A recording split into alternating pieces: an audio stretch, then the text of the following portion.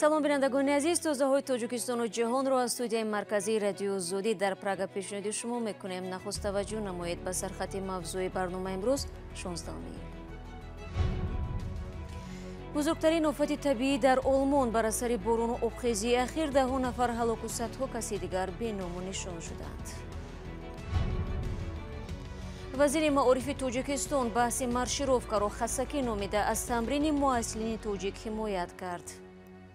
ба машқи варзишӣ машғул мешавад ва я машқи фарҳанги дигар машғул мешавад. Набоша пешвоша бигирем на. ва ҳамчунон хоҳем дид ки чаро дар вилояти Хатлон сокинон аз дандони тилло парҳез мекунанд. Худи мераванд Россия дигар дар давлатҳо мераванд барои ё механданд ҳажу дандони тилло мегиранд. борону обхезии рӯзҳои ахир боиси марги 10 нафар дар Олмон шуд. Сарнавишти садҳо тани дигар маълум нест. ҳамин гуна офатҳои табиӣ дар кишварҳои ҳамсояи Олмон, Белгия ва Ҳолланд ба вуқӯъ пайвастааст. ҳукумати федералии Олмон ба қурбониҳои ин офат кӯмак ваъда кардаву амалиёти рафъи хисорот ҷараён дорад. Искандари Хоҷамирзода бо тафсилоти бештар. صبح 16 ایول شبکه اطلاعاتی ARD آلمان خبر داد که بر اثر باران و آبخیزی در مناطق غربی این کشور کمش 81 نفر به هلاکت رسید. حکومت ناحیه اهر ویلری کنار شهر کلن در صفحه‌اش در شبکه اجتماعی فیسبوک نوشته است که سرنوشتی نزدیک به 1300 ساکن منطقه روشن نیست. باران‌های پی در پی باعث گشتند که آب رودخانه‌ها از ساحل خارج شده، راه‌های ماشینگرد و خانه‌ها را شست. درخت‌ها چپه شدند. گروه‌های نجات مردم زیادی را از بالای بام خانه‌های زیر آب مانده بیرون کشیدند. در ولایت‌های نورتس، رین، وستفالیا و راینلند پالاتین کوچانیدن دسته جمعی ساکنان مناطق آفت زده جریان دارد. گفته می شود که در دوام 10 ساله‌ها آلمان با چنین آفت طبیعی روبرو نشده بود. در نتیجه باران و آبخیزی سال 2002 در این کشور 21 کس به هلاکت رسیده بود. 16 ایول در ناحیه ارشتتی کنار شهر کلن چندین منزل چپه شد. گروه‌های نجات تلاش نمودند از بازگشت ساکنان به خانه‌هایشان جلوگیری کنند. راه‌های ویران و قطع علاقه اینترنتی و موبیلی به پیشبرد عملیات نجات خلل می‌رساند. وزیر امور داخلی آلمان هرست سیهافر میگوید حکومت فدرالی تصمیم دارد به زودترین فرصت به ساکنان مناطق آفت زده یاری مالی رساند. مقدار آن 21 ایول در جلسه حکومت فدرالی تصدیق می شود. امروز 16 ایول همچنان تلویزیون بلژیک خبر داد که باران و آبخیزی حیات کمش 12 ساکن این کشور را از بین برده است. дар Тоҷикистон бош аз заминларзаи ҳафтаи гузашта дар ноҳияи Тоҷикобод 4 мактабро пурра хароб кардааст. дар ин бора Маҳмад Юсуф Имомзода, вазири маориф, рӯзи 16 июл хабар дод ва гуфт дар муддати наздик ин мактабҳоро барқарор хоҳанд кард. ҳамкорони мо Барод Юсуфӣ ва Муллораҷаб Юсуфӣ мегӯянд, дар нишасти хабарии имрӯза вазири маориф ба мавзӯи баҳсбарангези маршировка ҳам ишора кард.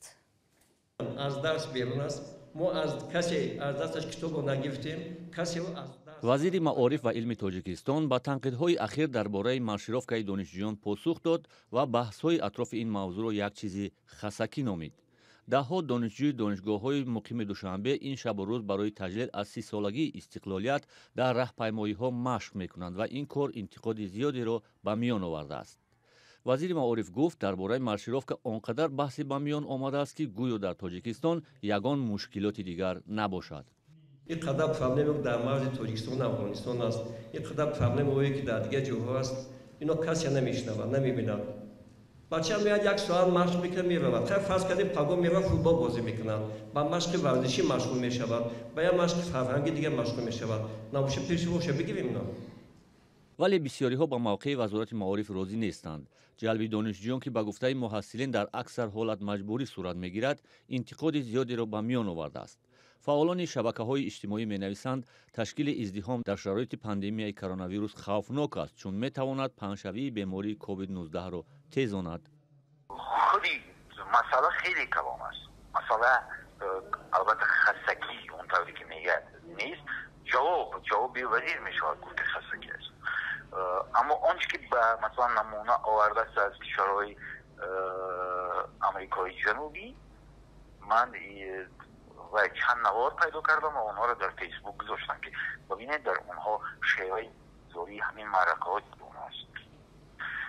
یعنی این نمونه موفق نیست. اما وزیر معارف گفت به خاطر تجلیل جشن استقلالیت این چیز ضرور است. مقامات در تاجیکستان 15,000 دانشجوی دانشگاه‌های پایتخت را برای شرکت در راهپیمایی‌ها و نمایشنامه‌ها بخشیده به جشن 30 سالگی استقلال تاجیکستان جلب کردند.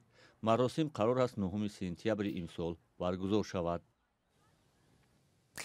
در ادامه وزیر معارف و علم تاجیکستان در این نشست همچنین وعده داد دانشجویان تاجیکی را که در مکتب‌های عالی قرقیزستان تحصیل می‌کنند به دانشگاه کشور خواهند آورد. اما برای ادامه تحصیل در تاجیکستان دانشجویان باید به وزارت معارف مراجعت کنند. طبق اطلاع رسمی در قرقیزستان بیش از 2000 دانشجوی تاجیک تحصیل می‌کنند. برخی از آنها گفتند در پی مناقشه آخری ماه اپریل در مرز تاجیکستان و قرقیزستان به برخوردهای نامناسب روبرو شدند. اما مقامات قرقیزستان اصرار می‌ورزند که کسی دانشجویان تاجیک را اخراج نکرده فشاری هم نآورده است. سلام، اگر خط و خبر می‌خواهید ما داریم. نوید بامدادی، سرخط خبرها، اخبار تاجیکستان و جهان، گزارش‌ها و تحلیل‌ها. چی می‌گذرد و چرا؟ دانستن فهمیدن است. زمینه یا اپ ما را بگیرید. برنامه خبری رو ادامه میدیم. شرکت ساختمانی کاملده که با نام شرکت بیگ صبور مشهور است تا هنوز بناهای به اصطلاح نقصاندار خود را به استفاده نداده است. رهبریت کمیته ساختمان و معماری تاجیکستان امروز در نشست خبری گفتند فعلا شرکت مشغول برطرف کردن کمبودی در این بناها می باشد. در عین زمان به گفته مسئولین کمیته ساختمان یکی از مشکل‌های عمده در کار شرکت‌های ساختمانی نارسایی متخصصان کسبی است. علیشیر ظریفی و شهلوی عبدالله موضوع را ادامه می‌دهند. چوبایی که بالای پیرمیچکا میگیم بالای تریزودا موندگی بود. کمیته ساختمان و معماری تاجیکستان گفت طلبات به اجازتنامه ساختمان را شدیدتر کرده است.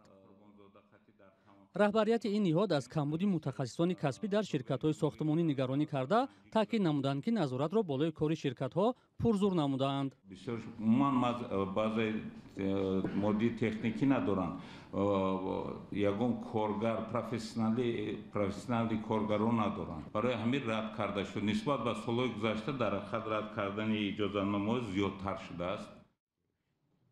مسئولین ضمن یک نشست خبری گفتند با این نهاد دوام 6 ماه برای گرفتن اجازتنامه ساختمان 271 درخواست وارد شده است که به 66 تای آن پاسخی رد داده شده است. درخواست 43 شرکت دیگر در بررسی قرار دارد. با 189 شخصان واقعی حقوقی و منصبدار برای راه دادن به حقوق ویرانکنی معمولی با مبلغ 610,172 سومانی جریمه تعیین کرد.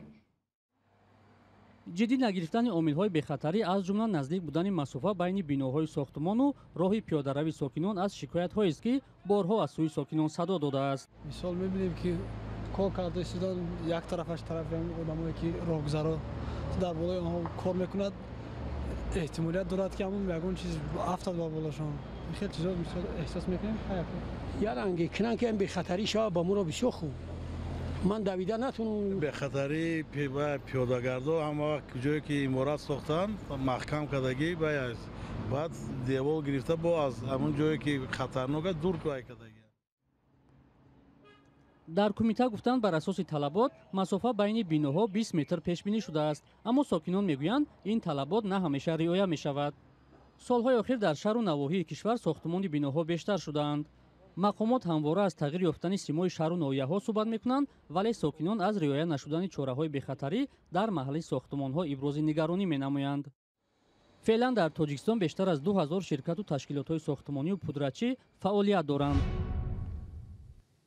رو میاریم به جنوب تاجیکستان. دندان پزشکان در ولایت ختلان میگویند توجه مشتریان آنها به دندان طلا تقریبا از بین رفته است، در حالی که در دوران شوروی اکثریت تلاش میکردند دندان طلا داشته باشند. اما ظاهرا با گذشت وقت ارزش ها دیگر شده و به کار دندان پزشکان هم تغییرات پیش آمده است. گزارش محمود جان رحمتزاده در همین باره است. نصب دندان طلا زمان مد شده بود، اما امروز دندان طلا کم خریدار است. ساکنان بیشتر به دندانهای صدفین رو آورده اند. در یک سال اخیر از صدها مراجعت کارمندان مرکزی ولایتی استوماتولوژی کلاب همگی یک دندان طلا نصب کرده اند. یک سال یک آدم سراغ مراجعت کرد، تمام دندان طلا خودش شکاف شدگی بود، با دسته کارم که دیگر خودش یک جای آورد، همون رو برقرار کرد، موندیم دیگر نکردیم. برخی افراد نصب دندان طلا را از روی هوا و هوس انجام داده اند. محض دندان طلا بود که رخشانه چند کار خود را در کارخانه های بونفوذ از دست داده است. او پس از این حادثه ها دندان طلای خود را با صدفین عوض کرده است. من قطعی خارجی ها کار کردم، امریکن تو قطعی خیلی استیتیکه شو نمیتوه میگه و دیگه گیرم داریم کمی قطعه میکنم صحیح چون بودم. افرادی که در خارج زندگی و کار کرده اند پس از برگشتن به تاجیکستان دندانهای طلای خود را عوض کردند.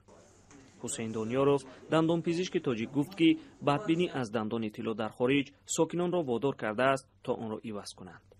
مردم ما پیش جمهوری ما قریب هیچ جا نمی‌برودن. خود میروند روسیه دیگه دولت‌ها میروند برای میخندن در دندان طلا میگیرن. حتی پرزیدنت تاجیکستان چند سال پیش از افزایش دندان نوران طلا در کشور انتقاد کرده بود. دندان پزشکان تاجیک میگویند بعد این همه آموزگاران و برخی افرادی که در اداره‌های دولتی کار میکردند آمده دندان‌های طلای خود را عوض کردند. در جاده و مؤسسه‌ها نیز عددی آنهایی که دندان طلا دارند تا رفت کم میشود. محمود جان رحمتزاده، آزادی، کلاب.